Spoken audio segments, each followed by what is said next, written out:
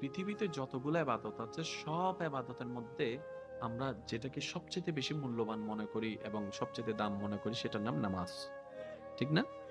সব ইবাদতে কোনো কিছু তারতম্য করা যাবে না, কিন্তু আমাদের কাছে দৃষ্টিভঙ্গি যেটা সেটার কথা বলছি।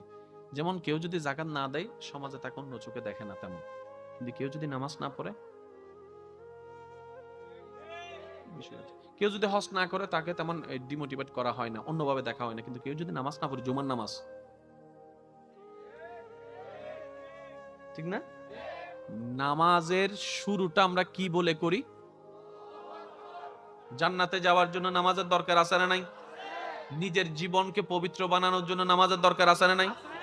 অসৎ থেকে সতের দলে আসার জন্য নামাজের দরকার আছে না নাই? মিথ্যাবাদী জবানকে পবিত্র বানানোর জন্য নামাজের দরকার আছে না নাই?